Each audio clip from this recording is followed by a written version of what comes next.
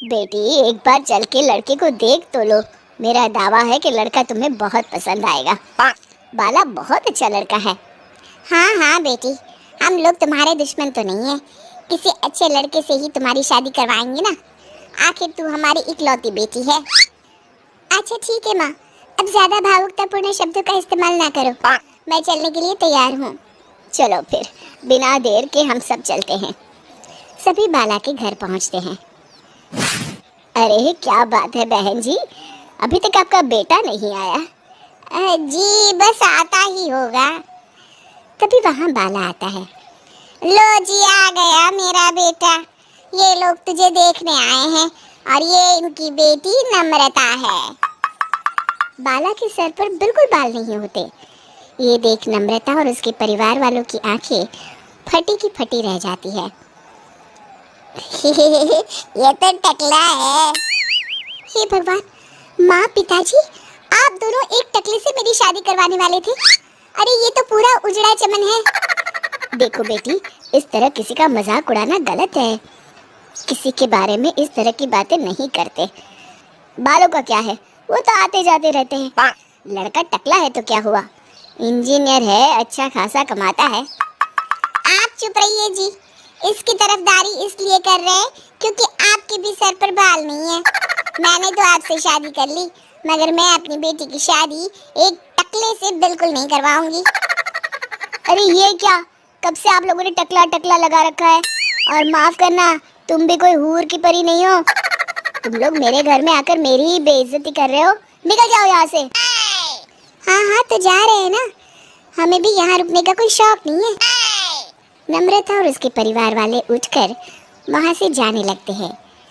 तभी नम्रता का छोटा भाई जाते जाते कहता है, टकला, तेरा बाप टकला। और इस तरह बाला का रिश्ता टूट जाता है।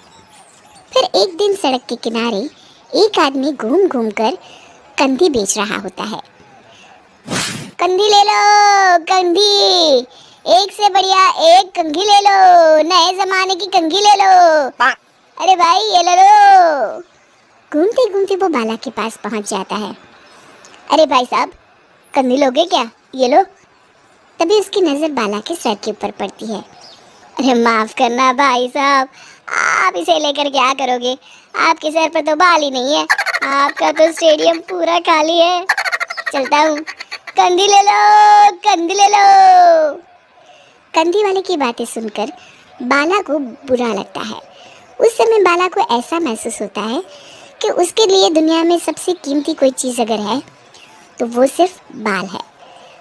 बाला सड़क पर चलते हुए लोगों के बाल बड़े गौर से देखता है। चलते चलते बाला एक मंदिर के पास पहुंच जाता है। हे भगवान, तुमने ये मेरे साथ क्या किया? थोड़े से बाल अगर मुझे दे देते तो तुम्हारा क्या चला जाता? सारी दुनिया मेरा मजाक उड़ाती है।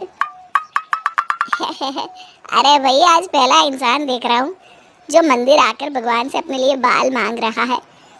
बेटा, भगवान ने तुम्हें सब कुछ तो दिया है, अच्छी सेहत है, अच्छी नौकरी है, लगता है तुम्हारी तबीयत ठीक नहीं है। घर जाओ, सब ठीक हो जाएगा।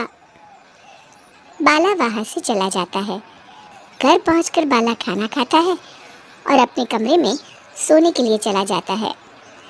फिर सुबह जब बाला सोकर उठता है तो आईने के सामने अपने आप को देखकर हैरान हो जाता है। बाला के सर पर एकदम घने बाल आ जाते हैं। बाला खुशी से झूम उठता है।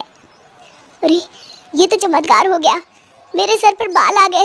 लेकिन ये हुआ कैसे? दोस्तों, अगर आप इस कहानी का दूसरा भाग देखना चाहते हैं तो हमें कमेंट करके ज़रूर बताएं।